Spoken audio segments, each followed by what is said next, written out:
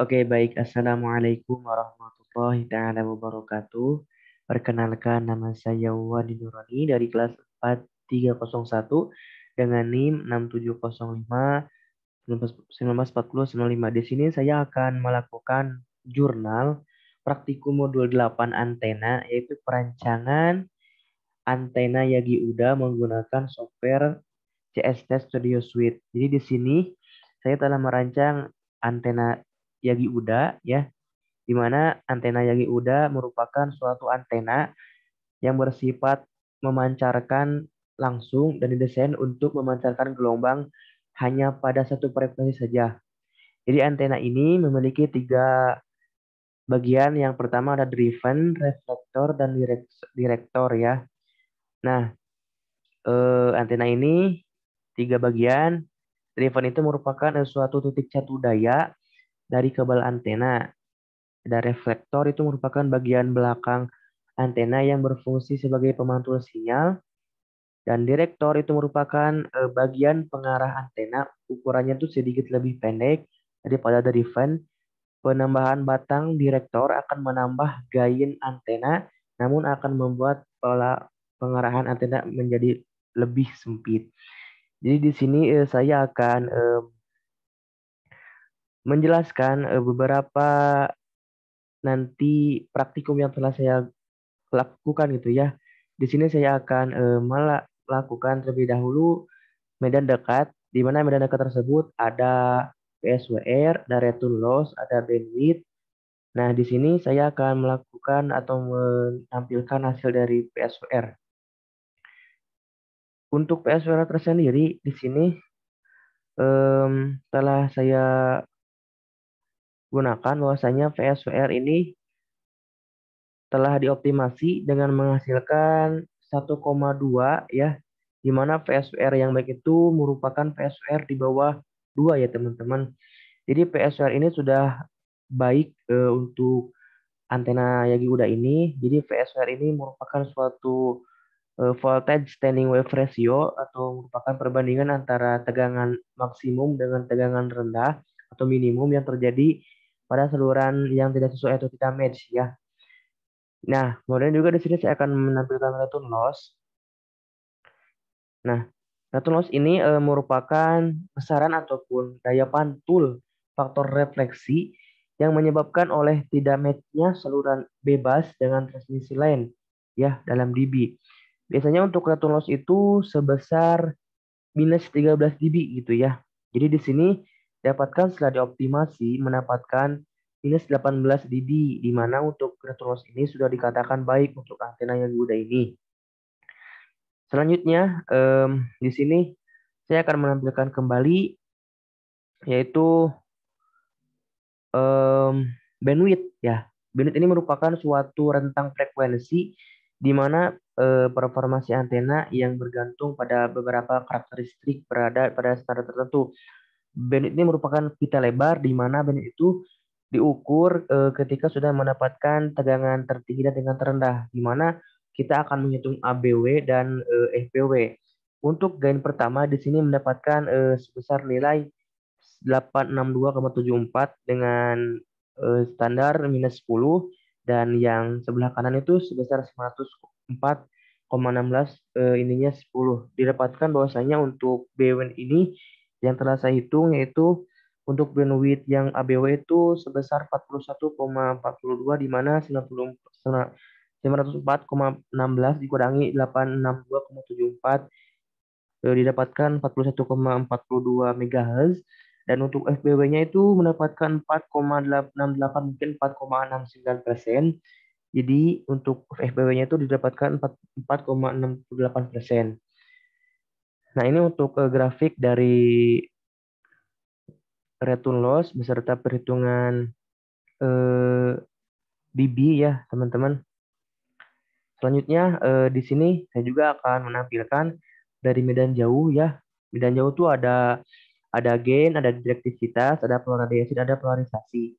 Nah, pada pada kali ini di medan jauh ini ada beberapa faktor ya yang akan kita hitung, yaitu Pertama kita akan menghitung gain ya. Gain ini merupakan suatu karakteristik antena yang terkait dengan kemampuan antena untuk mengarahkan radiasi sinyalnya ataupun penerimaan sinyal dari arah tertentu.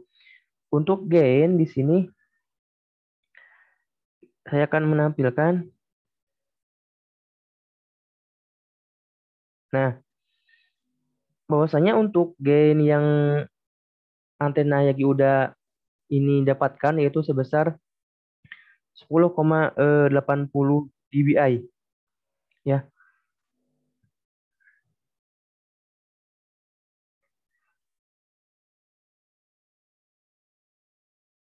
Nah, untuk rilis gain ini sebesar 10,66 dBi. Maaf tadi saya salah untuk mengubahnya. Nah, untuk gain dari antena Yagi Uda ini sebesar 10,66 dBi.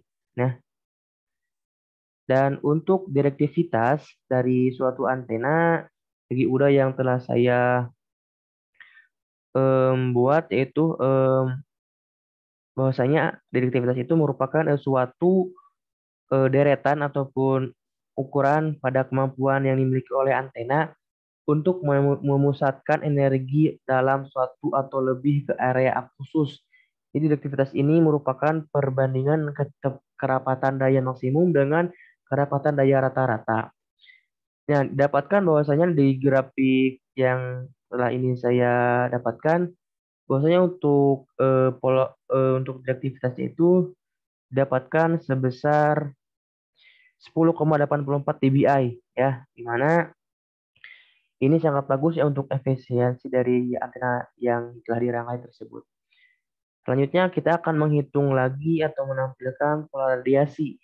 Jadi pola radiasi ini merupakan suatu grafik ya dari sifat radiasi antena sebagai fungsi dari koordinat. Pada antena terdapat beberapa pada pola radiasi yaitu unidireksional, dan bidireksional dan direksional.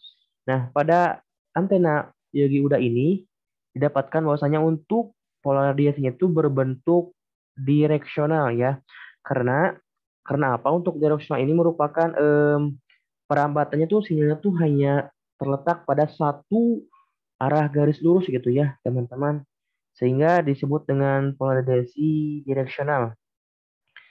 Nah, pada antena Yagiuda ini didapatkan untuk pola radiasinya itu seperti ini dengan main loopnya itu didapatkan 10,8 dBi dengan frekuensi 900 MHz ya, dengan main loop 90 derajat 90 derajat. Jadi di sini untuk pola radiasi antena Yagiuda itu adalah direksional ya, karena pola pancar dari antena Yagiuda ini hanya pada satu titik atau hanya merambatkan sinyal dari antena hanya terletak pada satu arah garis lurus. Dan kemudian juga di sini ada polarisasi. Ini merupakan orientasi suatu perambatan radiasi gelombang elektromagnetik yang dipancarkan oleh suatu antena di mana arah elemen antena terhadap permukaan bumi sebagai referensi lain. Polarisasi pada antena ada yang berbentuk linear, sirkular dan elips. Nah, untuk polarisasi dari antena Yagi Uda ini itu polarisasi linear. Kenapa? Karena ini merupakan gelombang yang hanya bergetar pada satu arah bidang getar ataupun datar atau merambat hanya dengan satu arah yang tegak lurus terhadap arah rambatnya. Jadi untuk polarisasi dari antena yang em, kita buat itu polarisasi linear ya. Di mana untuk polarisasi linear ini bisa dilihat pada aksial rasio pada ini ya.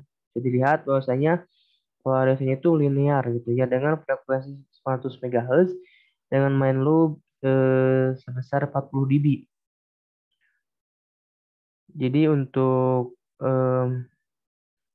ini bisa kita lihat. Nah, bahwasanya untuk dari polarisasi antena Yaguda ini sebesar 40 dB ya, didapatkan 40 dB dengan frekuensi 900 MHz ya. Nah, untuk rasio ini karena mengapa jika kita di linear scaling ini bakal melebihi 40 karena untuk polarisasi linear itu bahwasanya akan sekitar 100.000 lebih gitu ya ataupun 10.000 lebih gitu ya dalam ininya perhitungannya. Bahwasanya untuk menghilangkan ini bisa diklikkan saja dan didapatkan untuk polarisasi dari antena Yagi-Uda ini yaitu linear dengan nilai 40 dB dan dengan beberapa parameter yang telah saya buat terlebih dahulu ya. Di sini ada panjang dari antena tersebut, panjang gelombang, ada reflektor, ada derivan, direktor, ada radius, ada GAP, ada spacing, ada optimasi. Nah, sebelum optimasi tadi, biasanya antena yang digunakan tuh masih belum optimal, makanya diperlukan optimasi untuk mengoptimalkan suatu kinerja dari antena. Nah, untuk praktikum kali ini cukup sekian dari saya. Mohon maaf apabila ada kesalahan. Terima kasih. Wassalamualaikum warahmatullahi taala wabarakatuh.